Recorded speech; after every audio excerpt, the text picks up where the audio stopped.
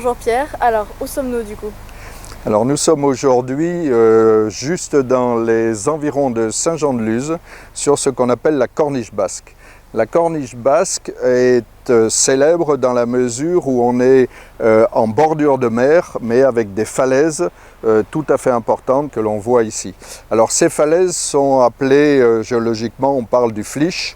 Qu'est-ce que c'est que le flysch? Ce sont ces alternances, ce millefeuille que l'on voit ici, qui est lié à des dépôts très particuliers qui sont des dépôts d'avalanches sous-marines en mer profonde qui forment ce millefeuille. On parlera dans un premier temps de la formation de ce millefeuille, de ces courants de turbidité, on les regardera en détail.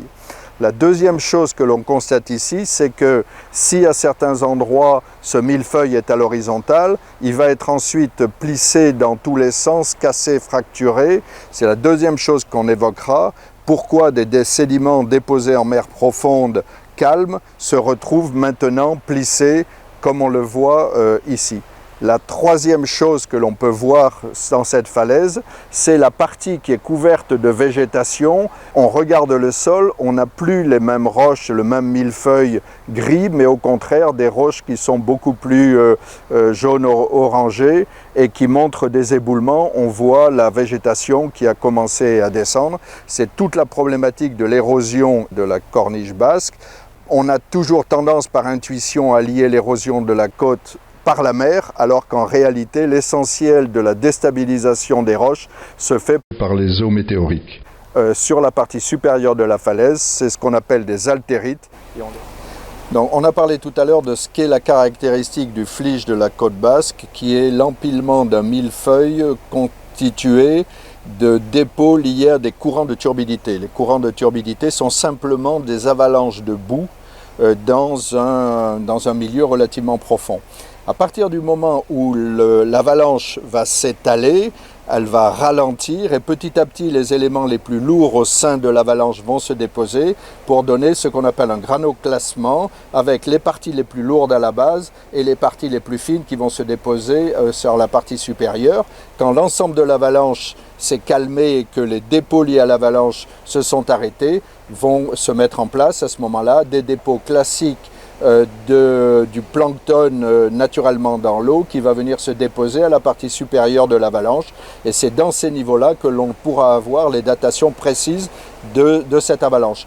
Ensuite, vous aurez une série d'avalanches de toute taille, des petites, des grandes, des moyennes, qui vont s'empiler pendant des millions d'années, toujours sur le même système de dépôt, toujours sous forme de grandes crêpes, et ce sur plusieurs milliers de mètres d'épaisseur.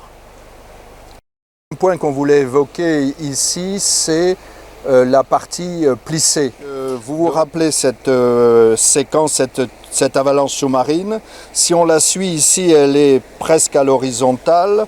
Si on la suit, vous allez voir un petit peu plus loin, elle tourne et elle se renverse littéralement dans cette partie-là. C'est ce qu'on appelle un pli avec la charnière se situant à ce niveau-là. Pourquoi toutes ces roches qui ont été déposées à l'horizontale se retrouvent aujourd'hui plissées pour former les falaises que l'on voit? C'est simplement l'évidence que le sillon qui existait entre l'Espagne et l'Europe s'est petit à petit raccourci et les sédiments qui étaient piégés à l'intérieur de ce sillon ont été écrasés, tordus, plissés, redressés à la verticale, ce que l'on va retrouver sur l'ensemble de la corniche et former les falaises en bordure de mer. Donc là, on est dans les images classiques de la Corniche basque où on retrouve le millefeuille, mais le millefeuille cette fois est bien monoclinal, penté vers la mer. Et cette géométrie va se retrouver sur des dizaines, voire des centaines de kilomètres entre ici et le sud. On va aborder maintenant le troisième point pour la description du paysage. Après avoir vu la nature du millefeuille, le plissement du millefeuille, on va voir sa dégradation. Si l'on part de la partie de la base, on a le millefeuille en gris et on retrouve les mêmes roches que l'on avait vues tout à l'heure, mais en montant doucement vers la gauche, on voit que les couleurs s'estompent, vont vers un jaune orangé et la nature de la roche a changé pour être transformée en altérite, une roche qui est éminemment friable et qui va s'éroder très facilement. À quoi est due cette altéritisation? C'est l'action des eaux météoriques. L'eau de pluie à travers l'atmosphère se charge en dioxyde de carbone, se transforme en acide carbonique qui va dissoudre petit à petit les carbonates qui ont été déposés au sein du flysch. Cette altéritisation va changer la nature de la roche elle-même, mais en conservant les formes initiales.